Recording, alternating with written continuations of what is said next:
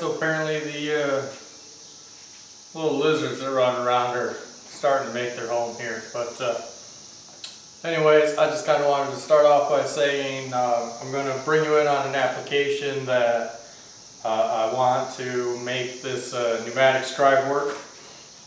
The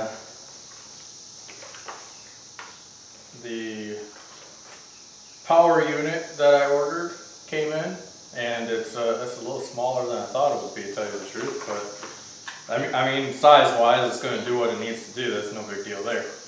But so that's neat to be able to at least start doing a little bit of plug and play and testing on the electronics, hopefully. But who knows? Basically, I've already done some pre-filming. We're going to splice all this stuff together, do a little bit more as far as the schematics go, and hopefully let you guys know in a little bit on the schematics, and then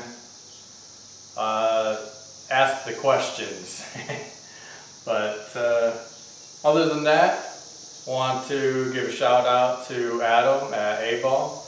His shirt kind of, I mean, I got it probably last week, but I get to sport it now. I believe it's got his symbol, his logo everywhere. It's really nice. I like to support some of the YouTube channels that give me inspiration. So I've got Adams, got Tom over at Ox Tool.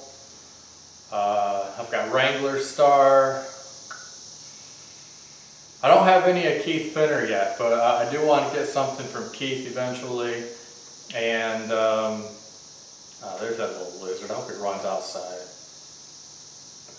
But I just wanted to let you know I'm working on this and giving you guys some questions at the end. Hopefully I can get some advice from electronics gurus, because my electronics kind of ends with how to wire a light bulb. And I did a little bit of DC circuitry in high school and in college, but I forgot all that. So asking for some of your guys' help.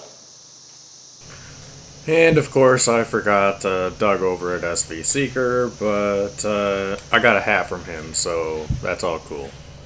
Alright, everybody, thank you for watching this. Hope that you can hear me well, and the cicadas in the background through the window aren't too loud, but let's just start off with this is the system that I intend on making. Let's ignore all this chicken scratch of where the parts are coming from or the sizes. I find it somewhat irrelevant. And so, got my air line coming in, putting a T-fitting in. From there, I think I'm going to swap these out. So this one will be the valve, just a manual quarter-turn ball valve, and then the regulator, a filter regulator, and then a pneumatic cylinder. That's the simple side. The complicated side, I'm going to switch these out as well, actually, is that this actuated solenoid valve, I'm going to go ahead and put that over here in front of the filter reg lubricator. And so I'm going to have the valve, a filter regulator, lubricator, and then the air scribe.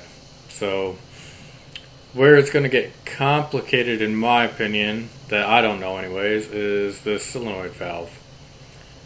So what I've got going on is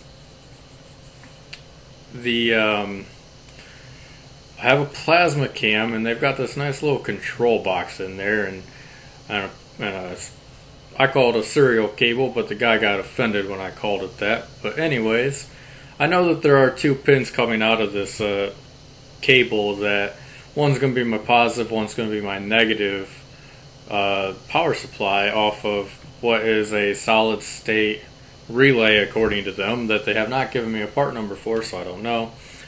But regardless, this is what generally will control the on and off of the plasma torch when you're running a plasma torch. So I wanted to control that air solenoid that will turn the air supply on and off, and essentially turning the scribe on and off between air moves.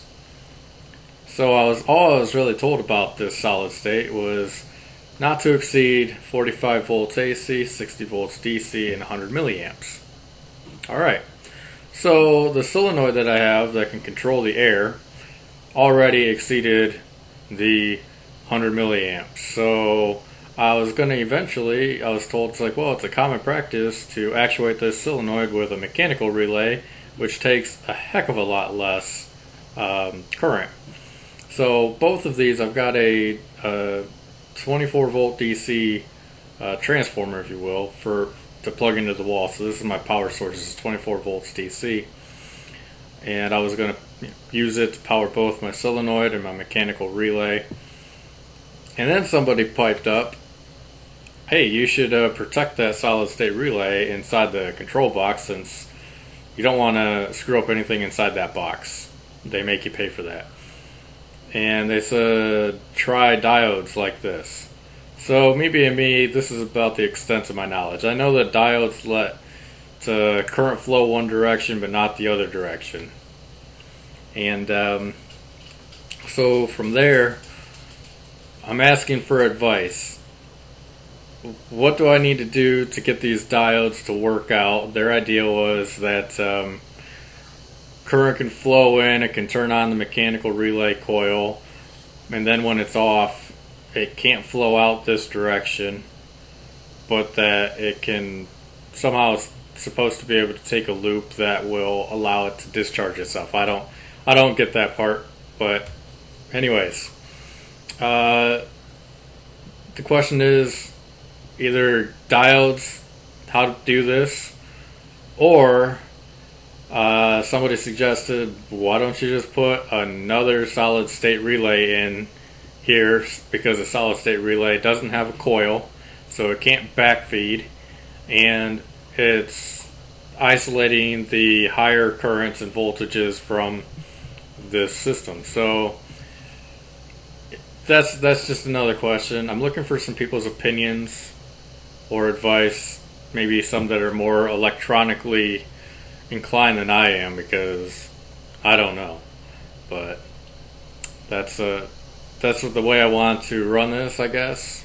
So again, any advice, greatly appreciated, and there may be a good reward for some advice that tends to go in the right direction. I'm looking at making some items with this Scribe, and one could definitely get into your guys' hands if we can go with that direction. So I hope that this drawing helps and isn't completely useless to you, but let's go with that.